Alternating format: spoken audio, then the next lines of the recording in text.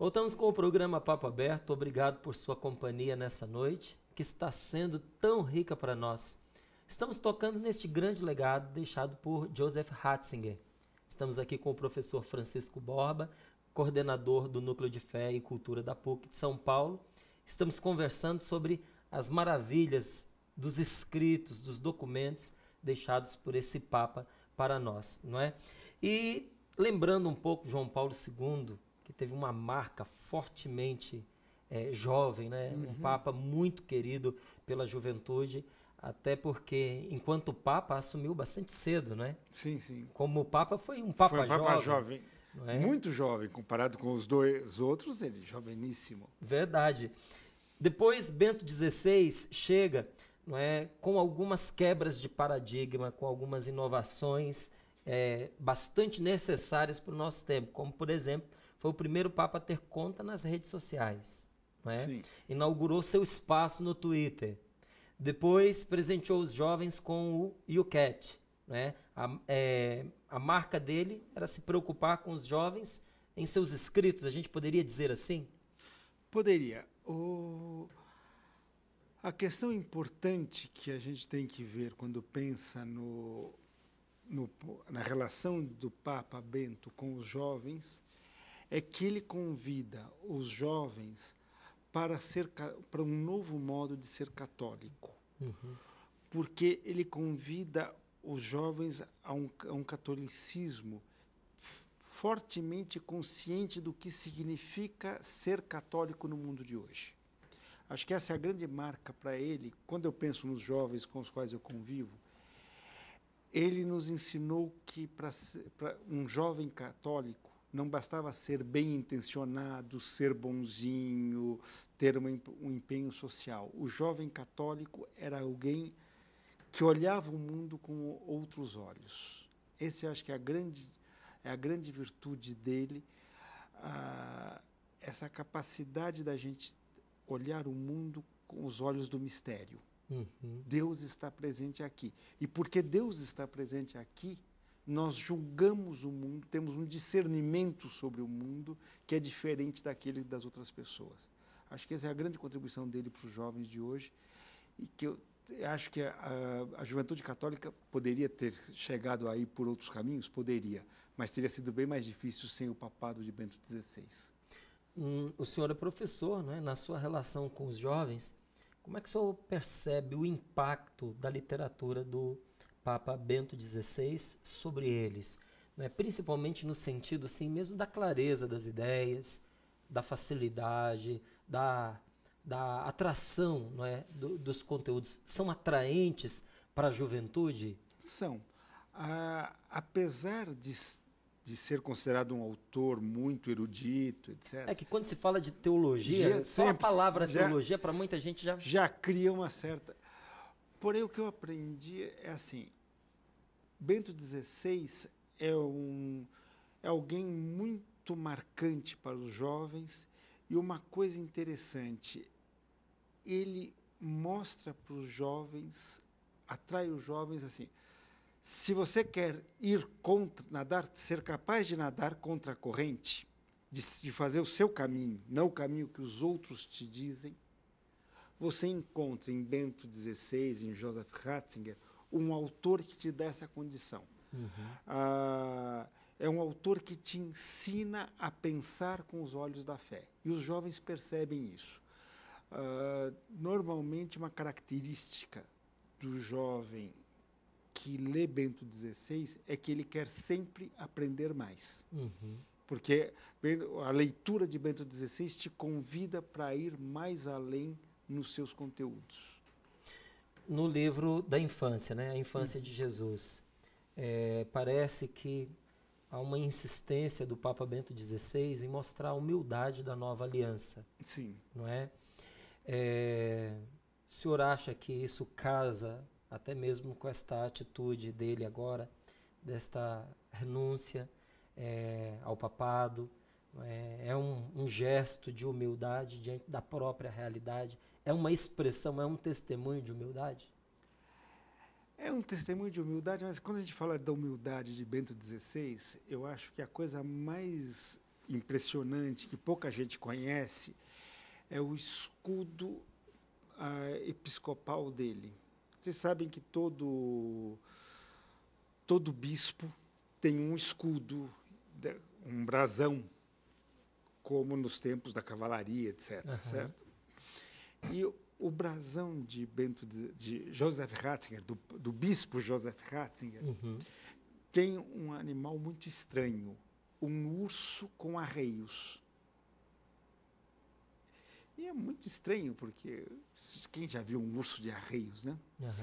E ele alude a uma história medieval de um santo, agora me fugiu o nome, mas um santo medieval que ele é chamado, um teólogo é chamado a Roma pelo Papa para resolver uma questão teológica para o Papa. E ele pega a mulinha dele e vai para o Vaticano, isso na Idade Média, certo? Vai para Roma. E numa noite, um urso pega e papa a pobre mula do santo. E o santo, quando acorda, fica furioso quando vê que a mula morreu. Como é que eu vou chegar em Roma?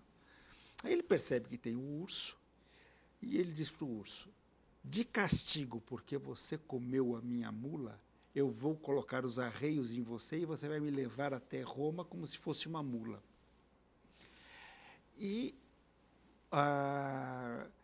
Ratzinger toma como símbolo dele esse animal, esse urso reduzido a mula.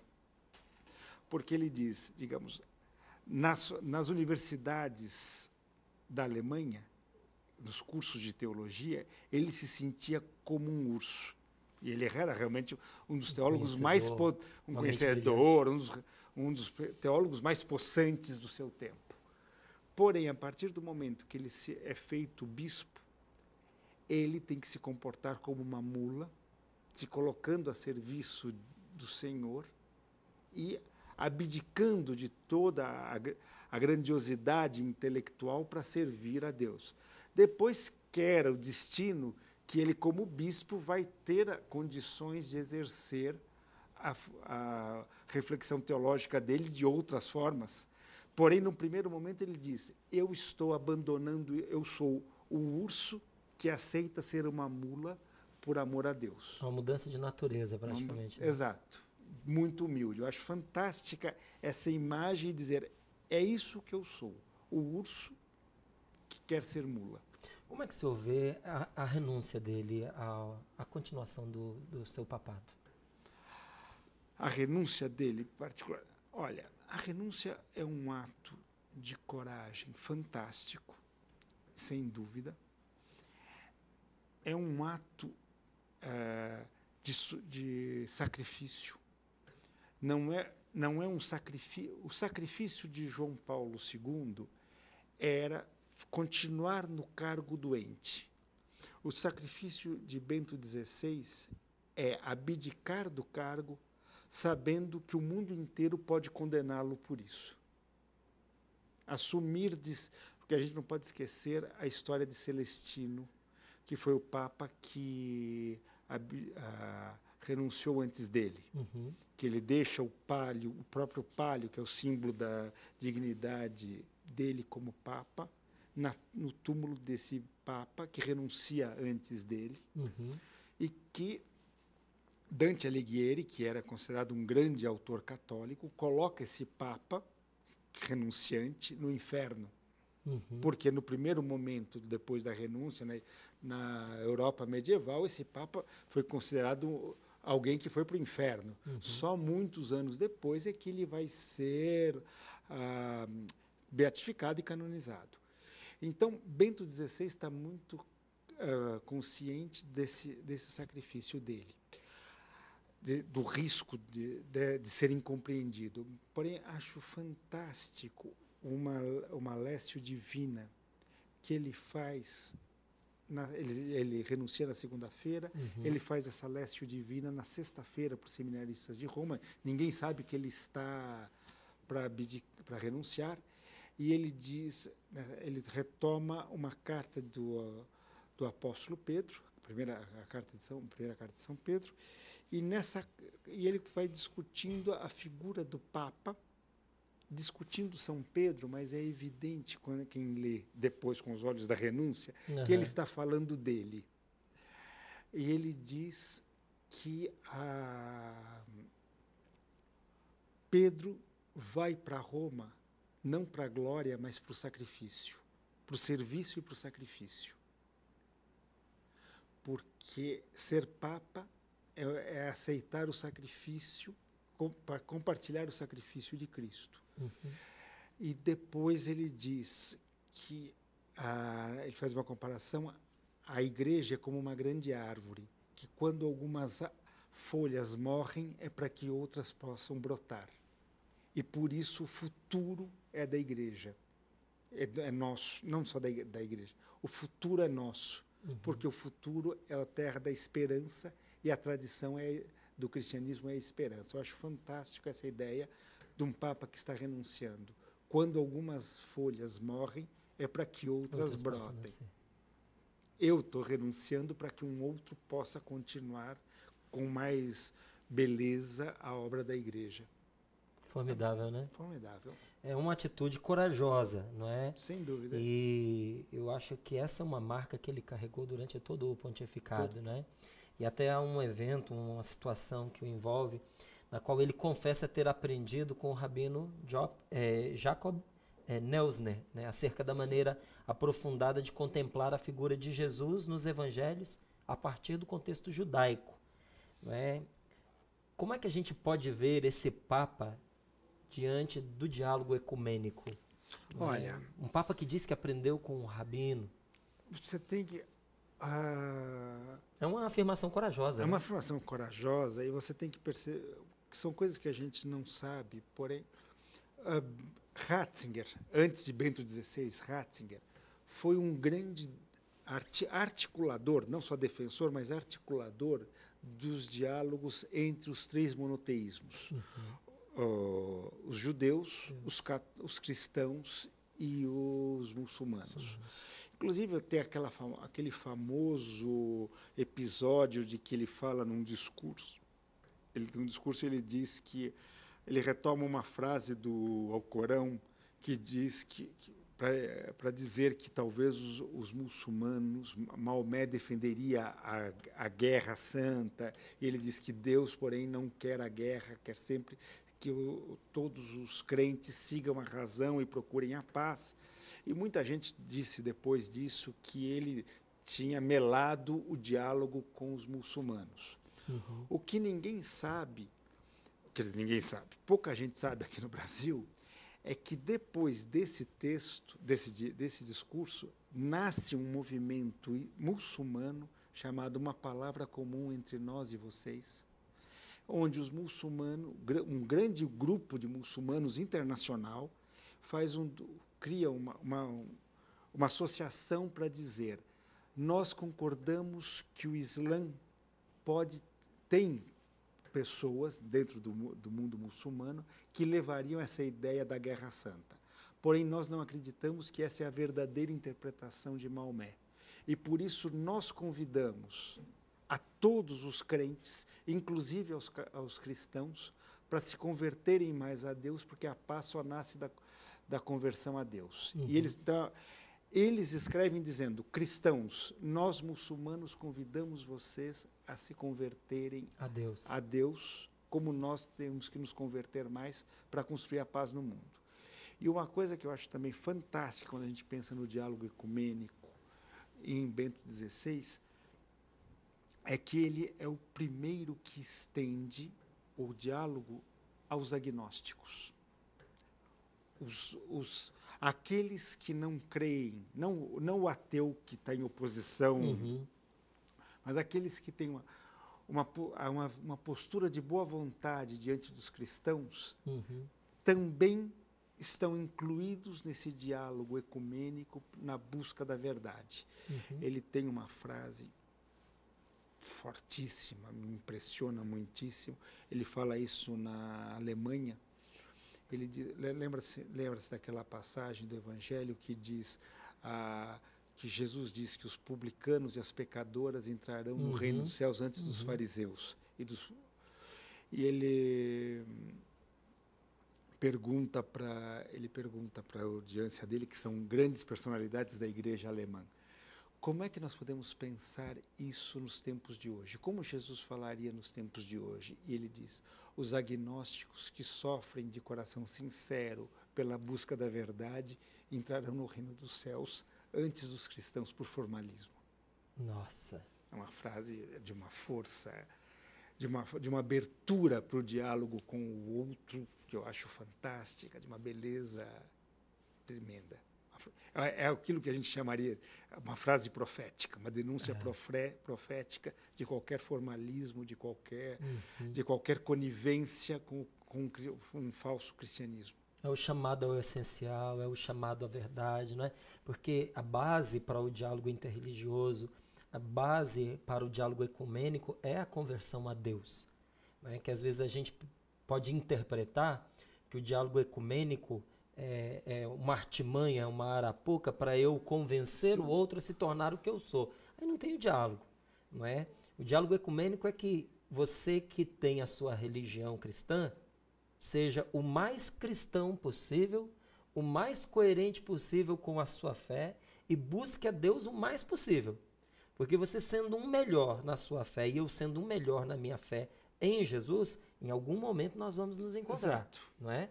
O diálogo interreligioso, a mesma coisa, porém a base não é o discurso cristão, não é? Exato, aí é a verdade. É a verdade, não é? E levando em consideração as religiões monoteístas, muçulmanos, judeus e cristãos, a conversão a Deus. Exato. Não é? Então, nós temos aí essa base para buscar o Senhor. E o Papa, de uma certa forma, né, o Papa Bento XVI, e de uma maneira maravilhosa, ele deixa isso explícito, não é? Como sua missão, como sua meta, quando ele diz: espero que me tenha sido concedido com o livro, não é? Abordar a figura de nosso Senhor, de um modo que possa ser útil a todos os leitores que queiram encontrar Jesus e acreditar nele, converter-se ao Senhor, buscar Jesus. De fato, esse sempre foi o seu maior objetivo, né? Sim. Levar os leitores a esse encontro com Jesus. É isso que o Papa Bento XVI deseja aqui nessa trilogia, em todas as suas obras. Esse é o conteúdo básico da mensagem de Bento XVI. E aí eu acho que uma coisa importante para a gente perceber é que se nós pegarmos a primeira frase que se torna famosa do Papa Francisco, é também essa ideia, da presença do encontro com Cristo, virou manchete dos jornais. A igreja sem Cristo se tornaria uma ONG piedosa, mas não seria mais a igreja de Nosso Senhor. Uhum. Eu acho que é importante, e o documento de Aparecida, que a gente tanto fala na igreja latino-americana, que tem, é interessante, o documento de Aparecida nasce da reflexão a partir do discurso inaugural da conferência, feito por Bento XVI, e tem como redator final, chefe da equipe de redação final, o cardeal Bergoglio, que hoje é Francisco. Então, esse documento, qual é a síntese do documento de Aparecida? É também o partir novamente de Cristo. Então, acho que essa é a grande mensagem sempre de Bento XVI e a mensagem que atravessa um papado e chega até o outro. Cristo é a razão de ser da nossa fé. A amizade com Cristo é a única coisa que justifica o nosso ser cristão. Ok.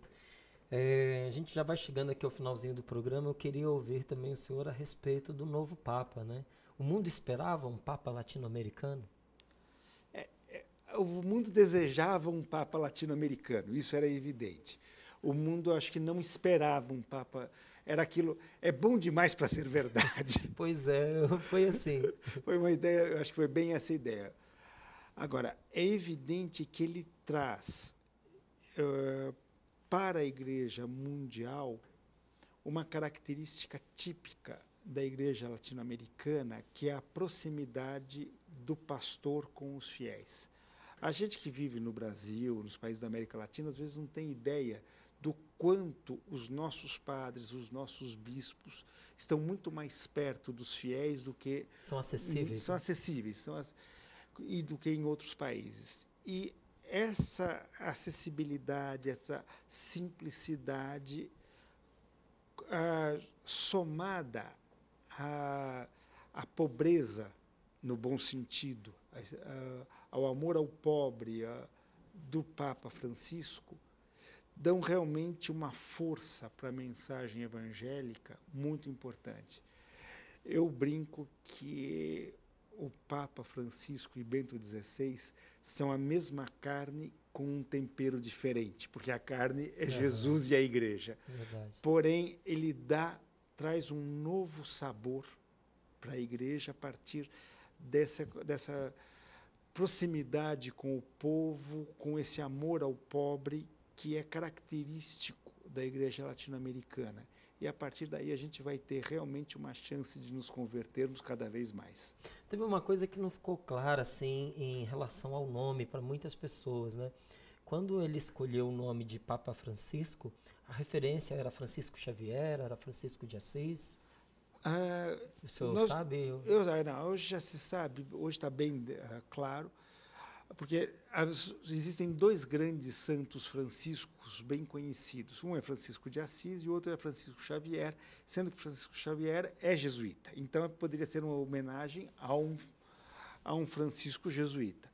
Porém, ele já declarou agora claramente que Francisco é uma lembrança de Francisco de Assis, o santo dos pobres, e que nasce, inclusive, essa ideia a partir de uma indicação de Dom Cláudio Rumes, que foi arcebispo emérito de São Paulo, que é franciscano e que, quando ele é eleito papa, lhe dá um beijo e diz para ele: não se esqueça dos pobres. E ele pensa: como eu posso não me esquecer dos pobres? E vem ali essa ideia, assumindo o nome do santo dos pobres, Francisco. Olha, dos fatores que pesou mesmo na escolha do Papa Francisco como Papa, né, do cardeal Bergoglio como um Papa, foi o seu caráter missionário? Eu acho que o seu caráter missionário,